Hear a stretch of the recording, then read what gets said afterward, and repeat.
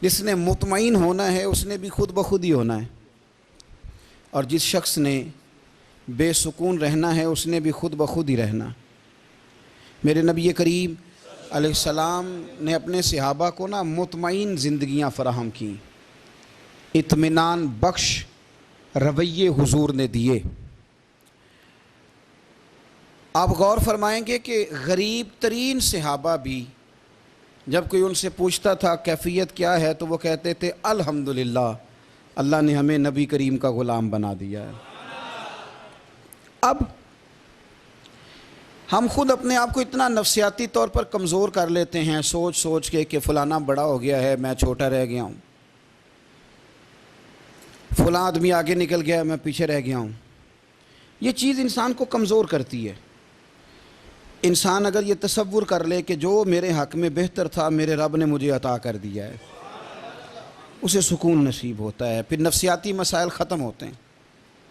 بڑے بڑے سمجھدار لوگوں کو کالا جادو ہو جاتا ہے، اور بڑے بڑے عقل مند لوگ ہوتے ہیں جن کی بھابھی انہیں نظر لگا دیتی ہے۔ بڑے بڑے سمجھدار لوگ ہوتے ہیں کہ جن کی دکان کے آگے کوئی تعویذ پھینک جاتا ہے۔ بڑے سمجھدار لوگ ہیں لیکن وہ چھوٹی چھوٹی باتوں سے اتنے کمزور ہو گئے کہ سانپ سے ڈرتے ڈرتے رسیوں سے بھی ڈرنا شروع کر دیا۔ رسیوں سے، وہ جی میں صبح کل چل رہا تھا تو میرے پیچھے کوئی چل رہا تھا تو میں نے کہا سایہ ہوگا آپ کا، وہی ساتھ چلتا ہے۔ ایک حدیث ہے ترمذی شریف کی، اسے یاد کر لیں، بڑا نفع دے گی۔ میرے نبی کریم علیہ السلام نے فرمایا اگر ساری دنیا مل کے بھی تیرا نقصان کرنا چاہے تو جب تک رب کی مشیت نہ ہو تیرا نقصان ہو نہیں سکتا۔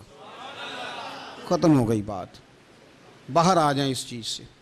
اور فرمایا سارے زمانے کے لوگ مل کر تیرا نفع کرنا چاہیں تو جب تک اللہ نہ چاہے وہ تیرا کوئی نفع کر نہیں سکتے۔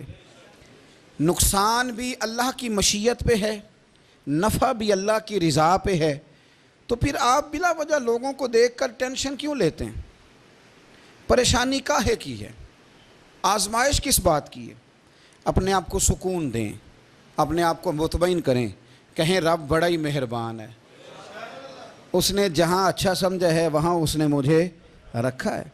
اپنے ذہن کو اطمینان دیں، سکون دیں۔ میرے نبی کریم علیہ السلام کی پوری حیات مبارکہ میں آپ کو شکوہ نہیں ملے گا کہیں بھی۔ حضور یتیم پیدا ہوئے، کتنی دفعہ آپ کو کتابوں میں ملتا ہے کہ حضور روئے ہوں کہ میرا باپ ہوتا تو ایسے ہوتا، میری اماں ہوتی تو ایسے ہوتی۔ ہم روز نہیں روتے۔ نبی کریم صلی اللہ تعالیٰ علیہ وسلم نے اپنی زندگی ساری آزمائشوں میں گزاری۔ کہیں آپ کو محسوس ہوتا ہے کہ نبی کریم صلی اللہ علیہ وسلم کسی کے پاس بیٹھے اور فرمایا آؤ میں تمہیں اپنے دکھ سناؤں؟ ہمیں تو مسئلہ بن گیا ہے، ہم لوگوں نے اپنے آپ کو غیر مطمئن بنا لیا ہے۔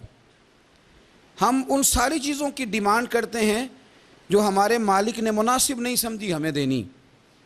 ہمیں اپنے آپ کو مطمئن کرنا چاہیے، سکون میں رکھنا چاہیے۔ اگر آپ تھوڑا سا اپنے آپ کو سکون دیں، اطمینان دیں، کہیں الحمدللہ، اللہ تبارک و تعالی جہاں جس کو چاہتا ہے وہاں اسے بٹھا دیا کرتا ہے۔ پھر ہم لوگوں کا منصب چھیننا چاہتے ہیں، حسد کرتے ہیں، بغض پیدا ہوتا ہے، عداوت پیدا ہوتی ہے، نقصان ہوتا ہے۔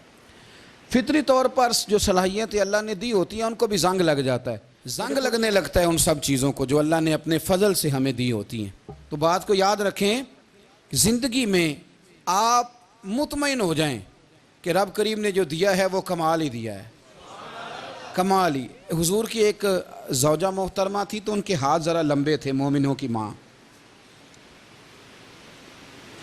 بعض خواتین نے ان سے کہا کہ لمبے ہاتھوں والی، ہم بنا لیتے ہیں نا یہ بھی بات کہ اس کا ناک موٹا ہے تو اس کی آنکھیں چھوٹی ہیں تو اس کے کان بڑے ہیں تو اس کے ہاتھ کیسے ہیں، تو کہا لمبے ہاتھوں والی۔ تو وہ پریشان ہو گئی، نبی کریم علیہ السلام تشریف لائے، کیا ہوا؟ عرض کی یا رسول اللہ مجھے لمبے ہاتھوں والی کہتے ہیں۔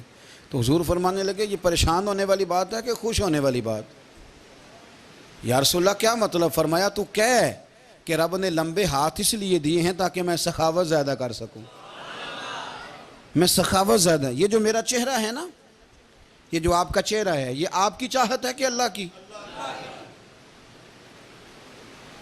فی ای صورت ما شاء رکبک، اللہ فرماتے ہیں جیسے میں نے چاہا ہے ویسے تجھے بنایا ہے۔ تو اگر میرا موٹا ناک، میری چھوٹی آنکھیں، میری بڑی آنکھیں، میرے چپٹے کان، یہ میرے تو نہیں، یہ تو میرے رب کی چاہت ہے۔ مجھے اپنے موٹے ہونٹوں سے نفرت کرنی چاہیے کہ اللہ کی چاہت سے پیار کرنا چاہیے؟ مجھے اپنے کالے رنگ پر پریشان رہنا چاہیے کہ رب کی چاہت پر مجھے پیار آنا چاہیے؟ اللہ کی چاہت پر پیار کر، یہ چاہت ہے اللہ کی، یہ چاہت ہے، تو اللہ کی چاہت سے محبت کر۔ تو پریشان ہو رہا ہے فلانے کا رنگ ہو رہا ہے تو میرا کالا ہے، فلانے کا مکان بڑا ہے تو میرا چھوٹا ہے، فلاں بڑی گاڑی میں کیسے بیٹھ گیا؟ بھئی اللہ نے چاہا تھا بیٹھ گیا، اللہ نے میرے لیے سائیکل پسند کی ہے، مجھے الحمدللہ کہہ کے سائیکل پہ بیٹھنا چاہیے، اس نے پسند کی ہے، اس کی رضا ہے کہ میں یہاں رہوں۔ تو ایک بات تو یہ ہمیشہ یاد رکھیں کہ آپ اپنے آپ کو مطمئن کریں، زندگی میں سکون دیں۔ نفسیاتی طور پر ہم بڑے ڈسٹرب اس لیے ہیں کہ ہم بے سکون رہتے ہیں جان بوجھ کے، وجہ ہی کوئی نہیں۔ دیکھیں نا، جب تک زندگی ہے اللہ نے زندہ رکھنا ہے، اور جب وقت آ جانا ہے تو پھر کوئی ہمیں بچا سکتا، تو ٹینشن کس بات کی ہے، ڈپریشن کس بات کا ہے؟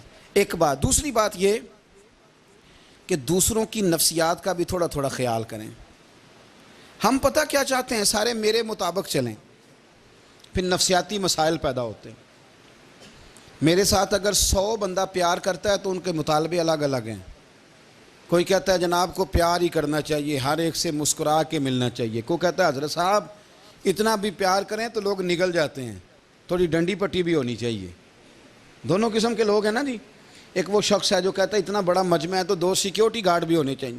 تیسرا کہتا ہے جی یہ عجیب عجیب لگتا ہے، ایک گارڈ رکھے ہوں کسی بندے نے، کسی بڑے آدمی۔ تو یہ ہر بندے کا مطالبہ۔ اب آپ نے کیا کرنا ہے؟ آپ نے لوگوں کے مزاج کی رعایت کرنی ہے۔ جہاں تک آپ پیار کر سکیں آپ نے کرنا ہے، جہاں تک محبت کر سکیں آپ نے محبت۔ نبی پاک نا بچوں کے مزاج کا خیال کرتے، چھوٹے بچوں، حضور پاس سے گزرتے تو فرماتے السلام علیکم۔ ایک بچے نے نا حضور کے کپڑوں پر پیشاب کر دیا تھا، اس کی ماں پریشان ہو گئی، بخاری ہے۔ یا رسول اللہ وہ بچہ تھا پتہ نہیں چلا، تو نبی پاک فرمانے لگے کیا ہو گیا؟ وہ بچہ ہے، اللہ نے پانی پیدا کیا نا، ابھی اس پہ پانی بہائیں گے سب ٹھیک ہو جائے گا۔ وہ بچہ ہے، لیکن حاجی صاحب گھر میں بگڑ جاتے ہیں، پوتا اگر پیشاب کر دے کہتے ہیں میں نماز پڑھنی ہوندی، وہ بگڑ جاتے ہیں۔ پیر صاحب بگڑ جاتے ہیں اس بات پہ، علامہ صاحب بگڑ جاتے ہیں، سیٹھ صاحب کہتے ہیں پتہ ہی نہیں بچے نے پیشاب کر دیا ہے۔ حضور نے فرمایا کہ بچہ بچہ ہوتا ہے، وہ چھوٹا ہے، اس کا ایک مزاج ہے، اس کا ایک مطالبہ ہے۔ اب آپ یہ کہیں کہ وہ بڑا مجھے پاک صاف سمجھتا ہے تو اس رویے سے میرے ساتھ وہ ملاقات کرے، آپ اس کے مزاج کی رعایت کریں گے۔ نبی کریم کے غلام کے بیٹے ہیں حضرت اسامہ بن زید، نواسوں کی بات نہیں سنا رہا، زید بن حارثہ حضور کے غلام تھے، ان کے بیٹے ہیں، چھوٹی عمر تھی، ناک بہ رہا تھا۔ ویسے دادا جی ناک صاف کر دیتے ہیں پوتے کا، ہو سکتا ہے وہ ڈانٹ دیں کہ چل دوڑ جا کتنا گندا ہے، اماں سے کہا تیرا ناک صاف کرے، چل نالائق، نانا بھی کہا چل بھاگ جا، کیونکہ وہ حاجی صاحب نے وضو کرنا ہے، نماز پڑھنی ہے، تو ان کے قریب یہ چیز آگے تو بڑا مسئلہ بن جائے گا۔ نبی کریم صلی اللہ علیہ وسلم نے کہا عائشہ اسامہ کی ناک بہ رہی ہے صاف کر دو۔ حضرت عائشہ کہتی ہے میں ذرا اٹھی کو کپڑا دیکھنا تو حضور جلدی سے اٹھے۔ ایک روایت تو یہ ہے کہ حضور نے ناک پونچھ دیا، اور دوسری میں کہ نبی پاک قریب پہنچ گئے۔ جناب عائشہ کہتے ہیں میں نے ہاتھ پکڑ لیا، میں نے کہا حضور کپڑا لینے گئی تھی آ گئی۔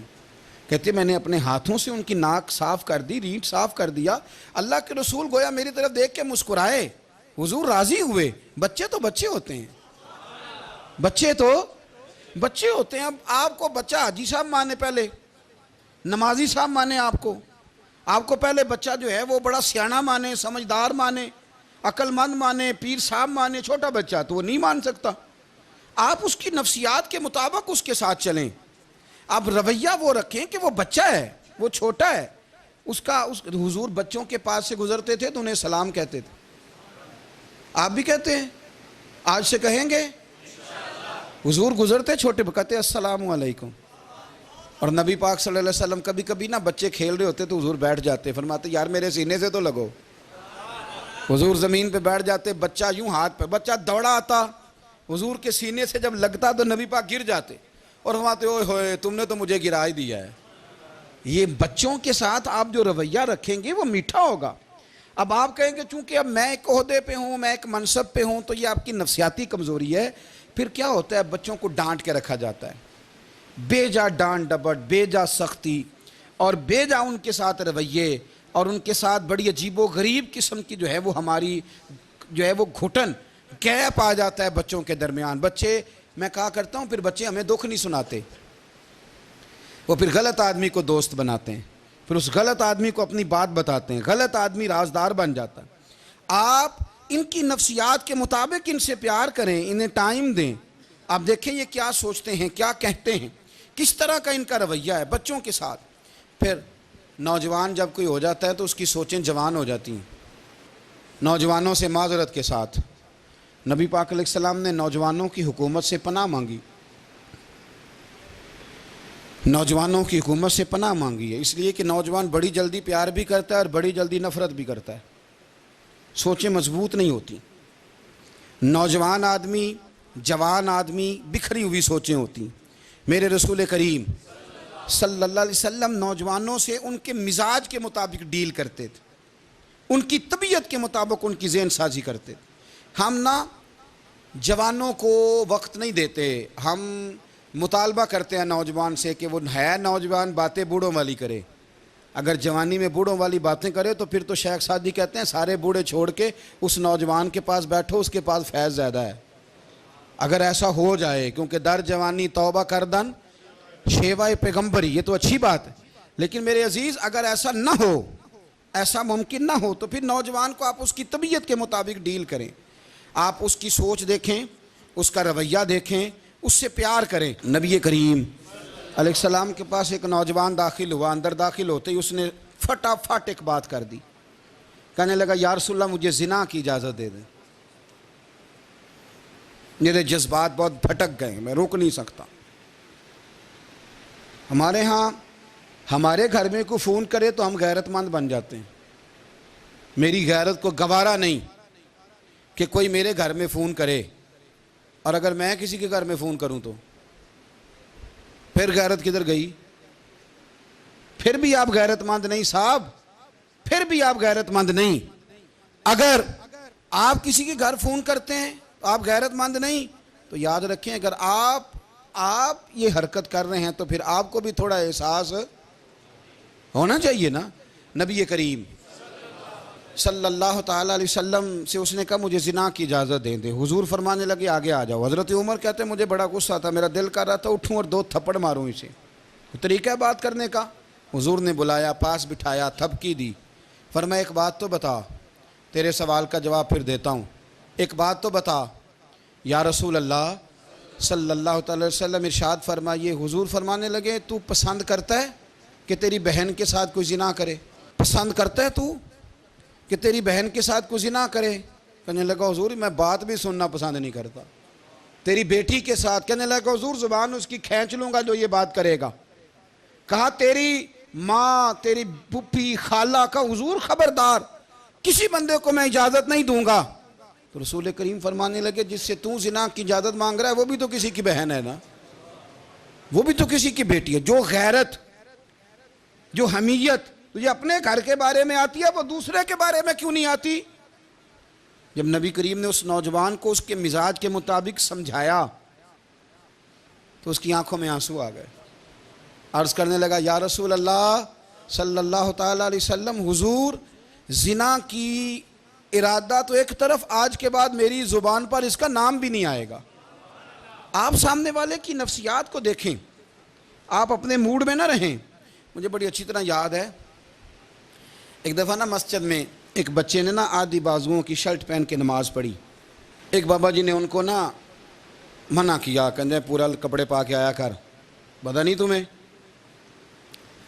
وہ کہنے لگا، بچہ کہنے لگا نماز ہو جاتی ہے، بازو آپ فولڈ کر کے ایسے کر کے، بڑے بازوؤں فولڈ کر کے پڑھیں گے تو کراہت ہے، لیکن ویسے بھی آدھے بازوؤں والی شرٹ میں نماز ہو جاتی ہے، لیکن اچھا عمل نہیں، اچھا یہی ہے کہ آپ کے بازو پورے ہوں۔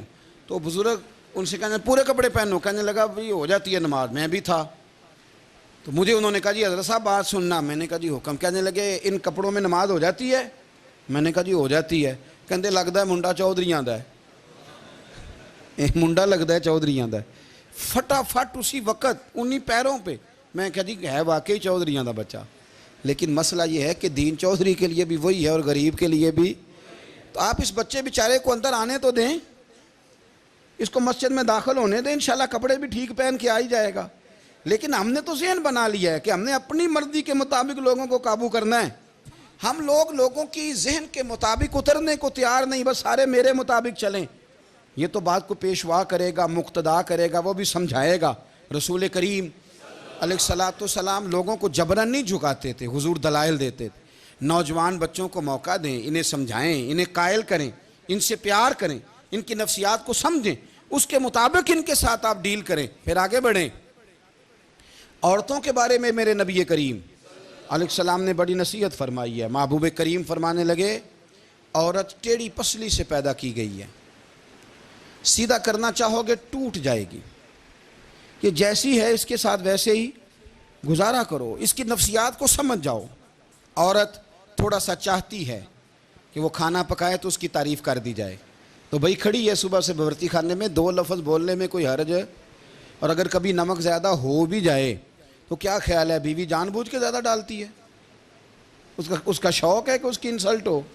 ہمارا رویہ اتنا سخت ہوتا ہے, بعض اوقات اتنا تکلیف دہ ہوتا ہے کہ اس سے جذبات کو ٹھیس پہنچتی ہے, مزاج میں خرابی آتی ہے.